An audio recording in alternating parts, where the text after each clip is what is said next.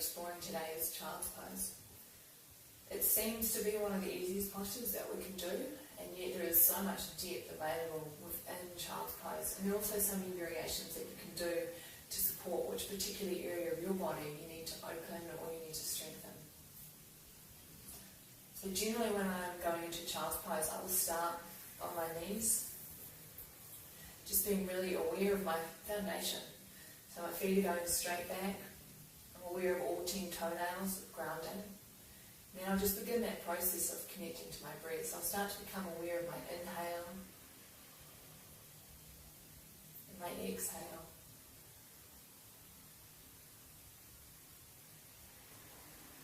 And now allow the breath to take me down into the posture.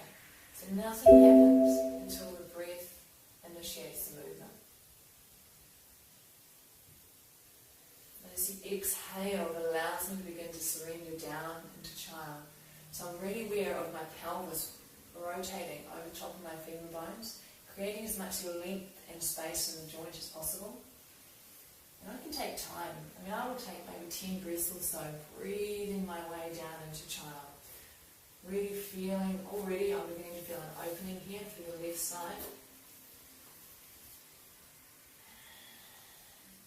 And if you find that it's a long way down for you to reach the ground, just supporting yourself on your hands and allowing your head to hang. You might just stay here. This is fantastic. I could breathe here for 5 minutes or so.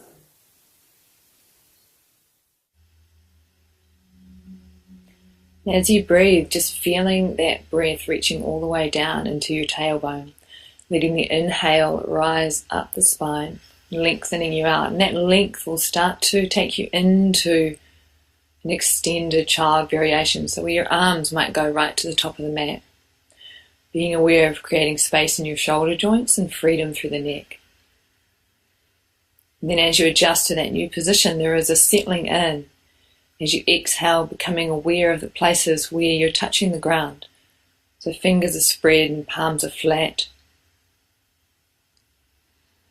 Noticing any areas of tension, particularly say in the shoulder joints. As you're ready, extending the arms back towards the ankles. And often when I'm in child, I'll use small movements as a way of finding greater release. So if I'm feeling tension in the shoulders, I might roll my shoulders back and around, feeling them as separate from my spine, and then seeing how that allows the shoulders to drop and release toward the ground.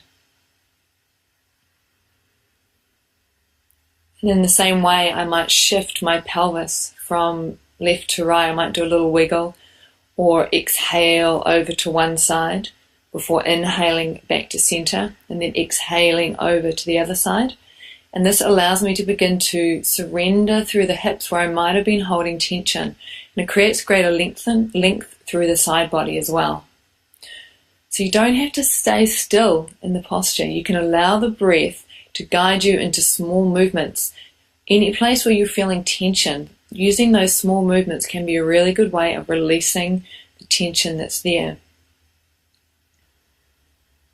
And then I just follow my breath. Staying aware of the inhale, noticing where it goes in my body.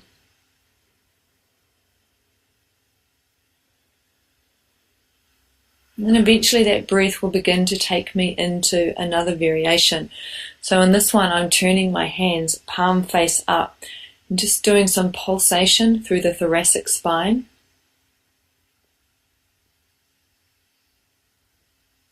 Drawing back and down through my hips, releasing them to the heels, rolling my arms open. And this really helps to externally rotate the shoulders, creating space through the shoulder joints.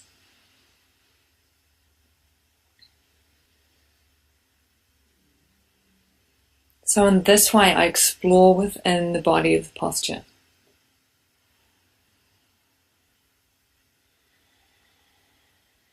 And often we can hold tension in our neck.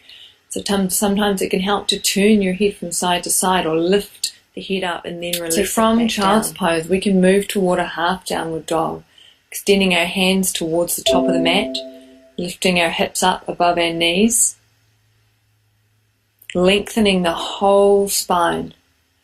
Tailbone extends towards the sky, And then as you inhale, rounding the spine slightly, and then exhale, surrendering down into half downward dog. So it's a pulsation through the thoracic spine. It's also allowing the pelvis to find greater freedom and movement over top of the femur bones.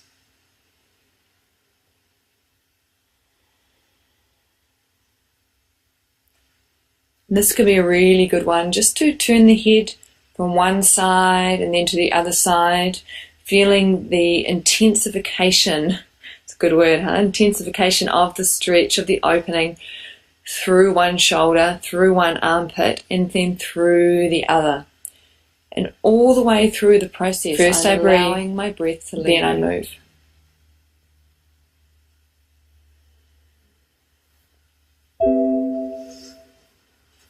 Always using the inhale to come up, coming into a wide-legged variation of child's pose.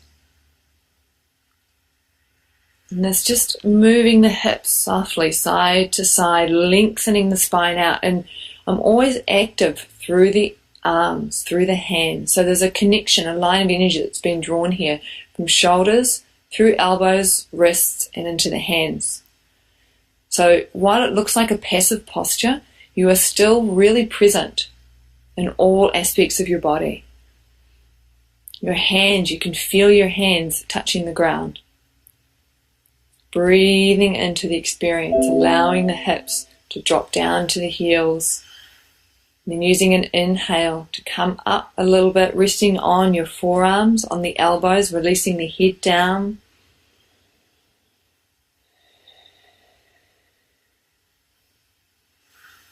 Before finally coming all the way up to sit on the heels. Just breathing here, letting the body settle, letting the pelvis settle. For me, it feels like I need to open the front of my body, so by interlacing my hands behind my spine, draws the shoulder heads back and around, and I create space through the front of my chest.